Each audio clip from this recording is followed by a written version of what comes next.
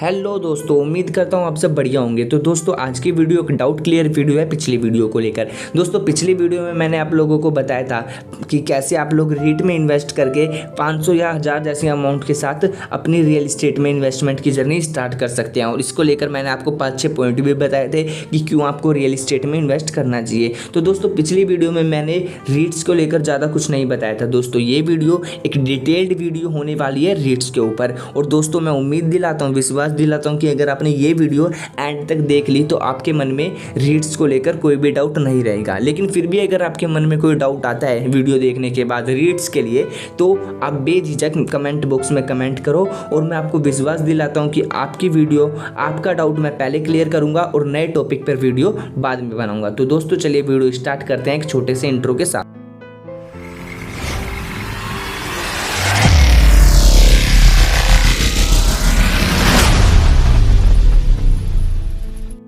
तो दोस्तों बात करते हैं व्हाट आर रीट्स। तो फुल फॉर्म से स्टार्ट करते हैं। दोस्तों रीट्स की फुल फॉर्म होती है रियल इस्टेट इन्वेस्टमेंट ट्रस्ट। ये कंपनीज होती हैं जो रियल इस्टेट ओन करती हैं, ऑपरेट करती हैं और कभी कभार फाइनेंस भी करती हैं। दोस्तों ये इनकम जनरेटिंग रियल इस्टेट में इन्वेस्ट करती हैं। ये किसी भी तरह की रियल इस्टेट प्रॉपर्टी में इन्वेस्ट कर सकती हैं, जैसे कमर्शियल रियल इस्टेट, एग्जाम्पल के लिए office, building, malls, hospitals, hotels etcetera, या फिर रेजिडेंशियल रियल इस्टेट जैसे apartments, single house, single homes etcetera.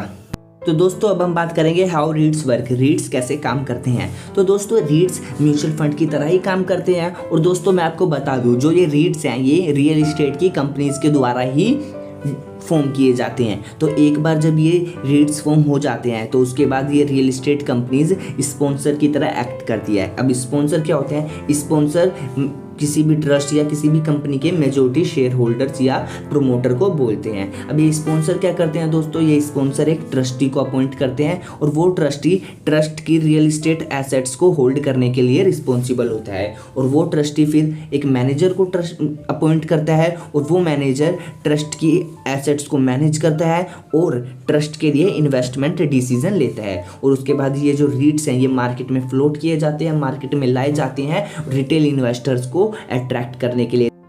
How रीट्स earn, रीट्स कैसे कमाते हैं? तो दोस्तों रीट्स मोस्टली वर्किंग प्रॉपर्टी से रेंटल इनकम और एसेट्स की सेल से कैपिटल एप्रिसिएशन जो होता है उससे अर्न करते हैं। SEBI regulations on रीट्स।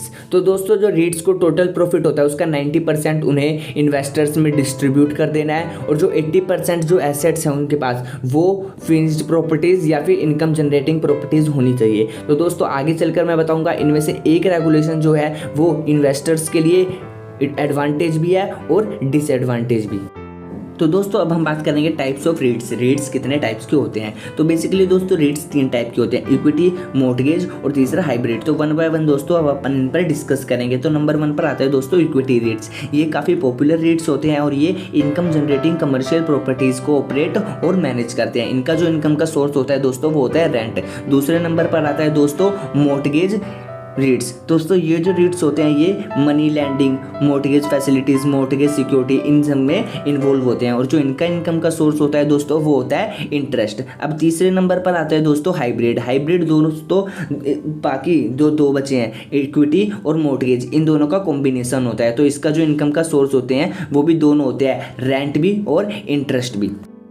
Pros and cons of REITs, मतलब रीट्स में इन्वेस्ट करने के क्या क्या फ़ायदे हैं और क्या क्या नुकसान। तो दोस्तों सबसे पहले हम फ़ायदों की बात करते हैं। तो जो नंबर 1 पे फ़ायदा आता है दोस्तों वो आता है डाइवर्सिफिकेशन का। दोस्तों आपको पता ही है कि अगर आप रीट्स में इन्वेस्ट करते हो तो आप इनडायरेक्टली तरीके से रियल इस्टेट में ही इन्वेस्ट कर रहे हो। तो रीट्स में इन्वेस्ट करने से आपको अपने पोर्टफोलियो डाइवर्सिफाई करने का एक मौका मिलता है। दूसरा जो फ़ायदा है दोस्तों वो है लिक्विडिटी। जो रीट्स हैं वो पब्लिक स्टॉक एक्सचेंज में लिस्टेड है तो इनको खरीदने में भी आसानी और इनको बेचने में भी आसानी है। जो तीसरा फायदा है दोस्तों वो है रेगुलर इनकम। मतलब आपको मैंने बता ही दिया कि जो सेबी की रेगुलेशन के अकॉर्डिंग 90% जो प्रॉफिट है वो इन्हें अपने इन्वेस्टर्स में डिस्ट्रीब्यूट करना है डिविडेंड की फॉर्म में। तो दोस्तों इससे एक रेगुलर इनकम होती है। और दूसरा क्या होता है, कैपिटल एप्रिसिएशन से भी आपको फ़ायदा मिलता है। चौथा जो फ़ायदा है दोस्तों वो है लेस वोलेटिलिटी, मतलब इसके अंदर कम रिस्क इन्वॉल्व है। ये एक सिक्योर फॉर्म की इन्वेस्टमेंट करी जा सकती है।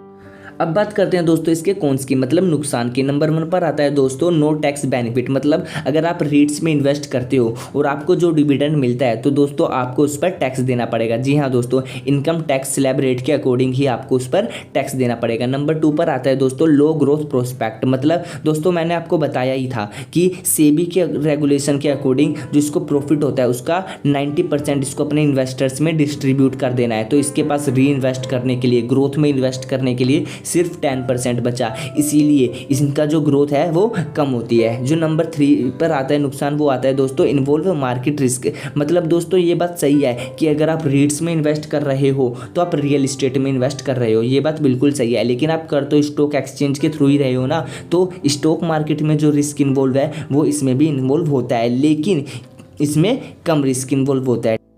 तो दोस्तों अब हम बात करेंगे कैसे आप लोग रीट्स में इन्वेस्ट कर सकते हो। तो दोस्तों आप किसी भी stock broker, grow up, stock Zerodha, angel one, किसी के भी थ्रू आप रीट्स में इन्वेस्ट कर सकते हो। कैसे कर सकते हो? जैसे आप किसी भी कंपनी के शेयर खरीदते हो, सेम एग्जैक्टली वैसे ही आप रीट्स खरीद सकते हो। अब कौन कौन से रीट्स हैं जो स्टॉक मार्केट में लिस्ट हैं, ये मैं आगे शेयर कर दूंगा। हेलो दोस्तों, तो अब हम बात करेंगे कैसे आप लोग पैसा कमा सकते हो। तो दोस्तों अगर आप रीट्स में इन्वेस्ट करते हो तो आपके पास 2 तरीके से पैसा आएगा। पहला डिविडेंड के थ्रू, मतलब आपको पता ही है दोस्तों सेबी के रेगुलेशन के अकॉर्डिंग 90% इनको इन्वेस्टर्स में डिस्ट्रीब्यूट करना है, तो आपको रेगुलर डिविडेंड मिलेगा। और आपको ये भी पता है कि रीट्स में इन्वेस्ट करना शेयर में इन्वेस्ट करने की तरह ही है, तो आपको कैपिटल एप्रिसिएशन से भी प्रॉफिट होगा।